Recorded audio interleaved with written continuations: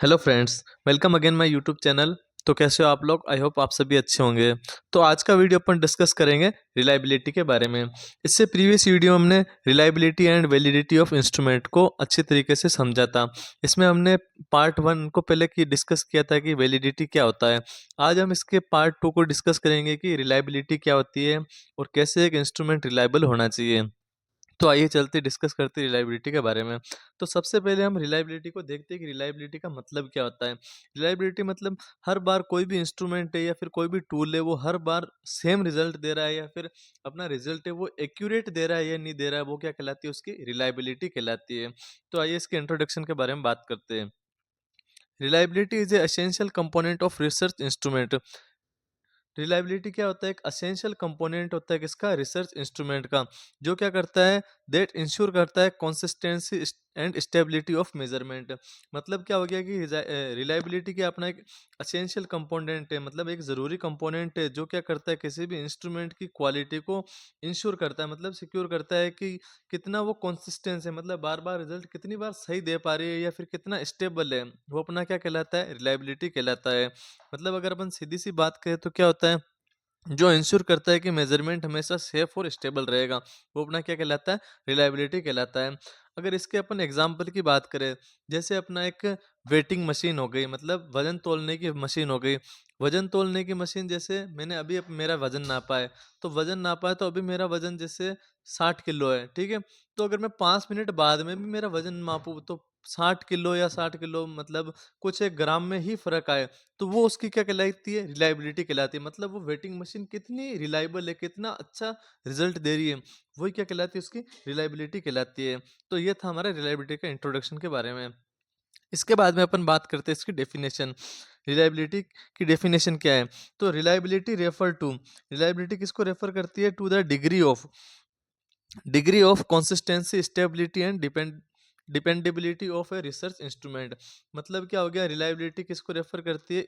Consistence का स्तर कितना है या फिर अपना स्टेबिलिटी का स्तर कितना है या फिर अपना डिपेंडेबिलिटी, मतलब अपन रिलायबल पे कितना भरोसेमंद है। एक रिसर्च इंस्ट्रूमेंट की कंसिस्टेंसी, स्टेबिलिटी एंड डिपेंडेबिलिटी क्या कहलाती है? रिलायबिलिटी कहलाती है। ओके। फॉर एग्जाम्पल, जैसे थर्मोमीटर से मैंने 5 PM पे अपना टेम्परेचर मापा है, ठीक है, तो आया 98.6 डिग्री फ़ारेनहाइट। जैसे ही मैंने 5 मिनट बाद में थर्मोमीटर का यूज़ लिया, तो मेरा जो टेम्परेचर है वो 101 डिग्री फ़ारेनहाइट आ रहा है विदाउट एनी चेंजेस। तो मतलब वो इंस्ट्रूमेंट क्या अपना रिलायबल नहीं है, मतलब एक बार तो अलग रिजल्ट दे रहा है, दूसरी बार अलग दे रहा है, तो वो क्या अपना इंस्ट्रूमेंट रिलायबल नहीं होगा। अगर उसी जगह मैं बात करूँ कि जैसे मैंने अभी थर्मामीटर से अपना टेम्परेचर मापा है, 98.6 आ रहा है और 5 मिनट बाद में भी मापा है तो वही आ रहा है, तो वो अपना क्या होगा? रिलायबल होगा। अगर सीधी बात करें तो क्या हो गया? जब इंस्ट्रूमेंट अपना सेम कंडीशन में हो और सेम रिजल्ट दे रहा है तो वो अपना क्या कहलाएगा? रिलायबल कहलाएगा। जबकि जब इंस्ट्रूमेंट सेम ही कंडीशन में हो और अगर डिफरेंट डिफरेंट रिजल्ट दे रहा है तो वो अपना क्या कहलाएगा? नॉट रिलायबल या अनरिलायबल कहलाएगा। इसके बाद में अपन importance of reliability in nursing research के बारे में बात करते हैं। डाटा कॉन्सिस्ट होता है, मतलब जो भी रिलायबल होगा वो बार बार लेने पर भी सेम आएगा। या फिर रिसर्च रिपीट की जा सकती है, रिसर्च को अपन क्या कर सकते हैं? रिपीट कर सकते हैं। इसके अलावा क्या हो गया? अपना जो भी रिजल्ट है वो क्या होते हैं? डिपेंडेबल होते हैं, मतलब जिस पे अपन भरोसा कर सकते हैं। ओके। या फिर पेशेंट केयर में लेस एरर होंगे, मतलब पेशेंट केयर में बहुत ही कम एरर्स होंगे। तो ये क्या था अपना importance of reliability in nursing research. इसके बाद में अपन बहुत जरूरी चीज के बारे में बात करते हैं, नोट। एक instrument can be reliable without being valid, but it can not be valid without being reliable. मतलब अगर सीधी सी बात करें तो कोई भी टूल है ना, वो रिलायबल हो सकता है पर वैलिड नहीं, ठीक है।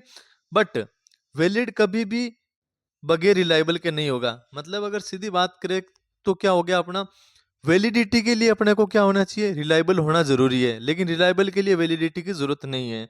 फॉर एग्जाम्पल, जैसे एक बीपी इंस्ट्रूमेंट है, ठीक है, अगर वो सेम दे रही है, सेम रोंग बीपी दे रही है, तो मतलब वो क्या है? सेम दे रही है तो मतलब रिजल्ट क्या दे रही है? जैसे सेम दे रही है तो वो अपना क्या? रिलायबल है, लेकिन वैलिड नहीं है। एक इजी एग्जांपल के थ्रू समझते हैं। इजी एग्जांपल हो गया, जैसे एक घड़ी है, ठीक है, वो हमेशा 5 मिनट आगे टाइम बता रही है, ठीक है। अगर वो सेम टाइम पे, ठीक है, मान ले मैंने 5 मिनट बाद में भी देखा तो भी वो 5 मिनट आगे ही बता रही है, तो मतलब क्या है? वो रिलायबल है। लेकिन अपन टाइम क्या दे रही है वो गलत दे रही है, तो मतलब वैलिड नहीं है। तो ये अपना क्या था, वैलिडिटी और रिलायबिलिटी के बीच में रिलेशनशिप था। इसके बाद में अपन बात करें तो जो अपना रिलायबिलिटी है, इसको also known as consistency, repeatability या फिर ऑब्जेक्टिविटी या फिर एक्यूरेसी या प्रिसिशन के नाम से भी जानते हैं। तो ये अपन रिलायबिलिटी के दूसरे नाम क्या हो गए, कंसिस्टेंसी मतलब बार बार सेम, या रिपीटेबिलिटी भी कह सकते हैं, या फिर ऑब्जेक्टिविटी भी कह सकते हैं, या फिर इसको हम क्या बोल सकते हैं, एक्यूरेसी ऑफ डाटा। इसके अगर बाद में अपन बात करें कि रिलायबिलिटी के बारे में, तो एस्पेक्ट ऑफ रिलायबिलिटी मतलब रिलायबिलिटी के लिए कौन कौन से पहलू होने चाहिए या फिर कौन कौन से टूल होते हैं जो क्या करते हैं, रिलायबिलिटी को मापते हैं। तो सबसे पहला अपना एस्पेक्ट आता है या फिर अपना टूल आता है इक्विलेंस। इक्विलेंस का मतलब होता है समानता, ठीक है। मतलब अगर सीधी बात करें तो जैसे जब भी मैं जैसे अपन दो या दो से ज्यादा टूल यूज में ले रहे हैं, ठीक है, सेम टाइम में अगर सेम चीज को मेजर कर रहे हैं और सेम ही स्कोर दे रहे हैं, तो वो अपना क्या कहलाएगा, इक्विलेंस कहलाएगा। मतलब एक टूल कितना इक्विलेंस है, कितना एक्यूरेट रिजल्ट बता रहा है, वो उसका क्या कहलाता है, इक्विलेंस कहलाता है। इसके बारे में बात करते हैं। Equivalence refer to the degree of agreement between two or more instrument administered at nearly the same time। मतलब अगर सीधी बात करें तो क्या हो गया, इक्विलेंस किसको मतलब रेफर कर रहा है, डिग्री ऑफ एग्रीमेंट, मतलब degree of agreement between two और more instrument administrate at nearly the same time. मतलब अगर अपन जैसे कोई भी चीज टूल है, ठीक है, टूल को अगर सेम टाइम के आसपास, ठीक है, सेम टाइम के आसपास सेम चीजों को मेजर कर रहे हैं और सेम स्कोर दे रहा है या सेम रिजल्ट दे रहा है, तो वो अपना क्या कहलाएगा, इक्विलेंस कहलाएगा। For example, two nurse assess the wound of the same patient. दो नर्स ने क्या किया है, एक ही पेशेंट के वाउंड को असेस किया है।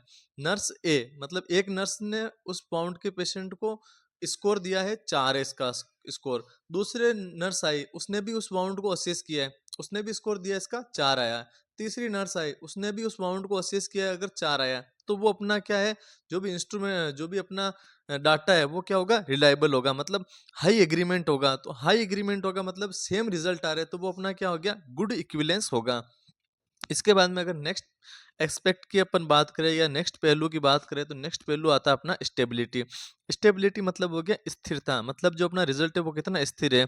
तो it refer to consistency of measurement over time, same tool same group and different time. मतलब क्या हो गया, सेम टूल सेम ग्रुप और डिफरेंट टाइम, लेकिन रिजल्ट क्या आ रहा है, अपना सेम आ रहा है, तो वो अपना क्या कहलाता है, स्टेबिलिटी कहलाता है। फॉर एग्जांपल, जैसे एक स्ट्रेस स्केल है, ठीक है, तो स्ट्रेस स्केल से मैंने आज एक नर्सिंग स्टूडेंट का मेजरमेंट किया, ठीक है। तो today given by nursing student, और मैंने उसको रेटिंग दे दिया है कि आपका मॉडरेट है, ठीक है। और उसी को मैंने अपन वन आफ्टर 1 वीक रिपीट, मैंने एक हफ्ते के बाद में वापस रिपीट किया है उसका स्ट्रेस स्केल, तो भी उसका क्या आया, रिजल्ट आया मॉडरेट आया। तो वो क्या कहलाता है, अपना स्टेबिलिटी कहलाता है। मतलब टाइम बदलने के साथ साथ भी उसकी जो स्ट्रेस है वो क्या है, मॉडरेट ही है, तो वो उसकी क्या कहलाती है, स्टेबिलिटी कहलाती है। इसके अलावा अगर नेक्स्ट बात करें, तो नेक्स्ट इसका एस्पेक्ट क्या है, इंटरनल कंसिस्टेंसी या होमोजेनेसिटी। इंटरनल कंसिस्टेंसी मतलब जैसे हो गया कि समानता या फिर आंतरिक एकरूपता क्या है, मतलब उसके अंदर समानता कितनी है अपने टूल के अंदर। तो टूल के सारे क्वेश्चन एक ही कॉन्सेप्ट को मेजर कर रहे हैं या नहीं कर रहे, वो उसकी क्या कहलाती है, होमोजेनिसिटी कहलाती है। जैसे एक ही चीज को मेजर कर रहे हैं या नहीं कर रहे हैं। फॉर एग्जाम्पल, जैसे मैंने एक पेशेंट सेटिस्फिकेशन स्केल को मेजर किया है, ठीक है, मतलब कि एक रिसर्चर पेशेंट की satisfaction with nursing care measure करना चाहता है, ठीक है। तो उसने क्या किया है, क्वेश्चनर, जो भी अपना क्वेश्चनर है, क्वेश्चनर टूल से अपने क्वेश्चंस किए, किससे, एक रिसर्च से या फिर एक पेशेंट से। तो पेशेंट से वो पहला क्वेश्चन करेगी कि आपको नर्स ने अच्छे से ट्रीट किया, तो जो भी अपना जिससे अपन रिसर्चर कर रहे हैं, जो पार्टिसिपेंट है, वो क्या बोलेगा, नर्स ने मुझे रेस्पेक्ट के साथ ट्रीट किया। अगर दूसरी बात वो ये बोले कि जो पार्टिसिपेंट है वो कहेगा कि नर्स ने मेरी प्रॉब्लम ध्यान से सुनी है, या फिर नर्स ने टाइमली मेरे को केयर प्रोवाइड की है। मतलब ये सारे क्वेश्चन किससे रिलेटेड है, पेशेंट के सेटिस्फिकेशन से रिलेटेड है। तो वो अपना किस प्रकार का टूल होगा, होमोजेनिसिटी या फिर इंटरनल कंसिस्टेंसी का टूल होगा। मतलब जैसे अपन सारी चीजें कर रहे हैं, वो किससे रिलेटेड है, ओनली पेशेंट के सेटिस्फिकेशन स्केल से रिलेटेड है, तो उस टाइप का टूल अपना क्या कहलाता है, होमोजेनिसिटी टूल कहलाता है, या फिर अपना इंटरनल कंसिस्टेंसी कहलाता है। मतलब कि सीधी सी बात करें तो all question related to satisfaction, तो क्या होगा, जो भी अपनी एस्पेक्ट होगी, पहलू होगा, वो क्या होगा, हाईली होमोजेनिसिटी होगा। इसके बाद में अगर नेक्स्ट अपन बात करें कि एडवांटेज और लिमिटेशन क्या होगी, जो भी अपना अपन ने दोनों टॉपिक ही देखेंगे कि एक मतलब वैलिडिटी एंड रिलायबिलिटी की एडवांटेज क्या होते हैं या फिर लिमिटेशन क्या हो गया। तो एडवांटेज क्या क्या होंगे अपने validity and reliability of instrument का। सबसे पहले क्या होती है, इंश्योर कंसिस्टेंसी ऑफ मेजरमेंट। ये क्या करता है, सुनिश्चित करता है कि मतलब अपना रिजल्ट कितना कंसिस्टेंस है या फिर बार बार रहने पर भी सेम आ रहा है या नहीं आ रहा है। दूसरा एडवांटेज है अपना, जो भी रिलायबल इंस्ट्रूमेंट है वो प्रोड्यूस करते हैं डिपेंडेबल रिसर्च फाइंडिंग। मतलब एक भरोसेमंद रिसर्च फाइंडिंग को क्या करते हैं, डिफाइन करते हैं, ठीक है, जो भी अपने रिलायबल इंस्ट्रूमेंट होते हैं वो। इसके अलावा नेक्स्ट एडवांटेज है अपना, अलाउ करते हैं रिपीट ऑफ रिसर्च। मतलब अपन रिसर्च को वापस रिपीट कर सकते हैं या फिर दूसरा रिसर्च भी अगर उस पर रिसर्च करेगा तो उसके अंदर एरर्स फाइंडिंग कर सकता है। तो वो अपने किस पर, वो इसका क्या हो गया, एडवांटेज हो गया। या फिर अगर वही रिसर्चर वापस कर रहा है तो वो अपने को पता लग जाएगा कि मैंने किस चीज़ पे रिसर्च की है, कहाँ कहाँ मैंने क्या क्या चीज़ें ऐड की है। ओके, मतलब वापस रिपीट कर सकता है टूल के थ्रू।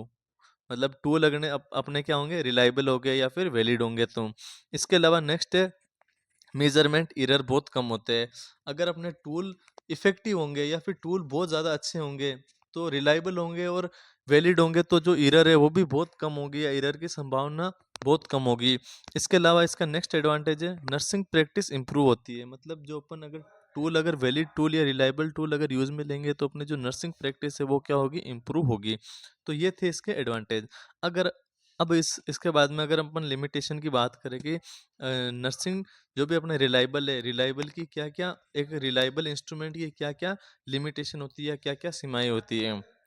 तो सबसे पहले लिमिटेशन है, it does not guarantee validity. मतलब रिलायबल, अभी मैंने कहा था कि रिलायबल मतलब ये डज नॉट गारंटी नहीं देता है कि वैलिड होगा या नहीं होगा, लेकिन वैलिड जब भी होगा वो हमेशा रिलायबल होगा।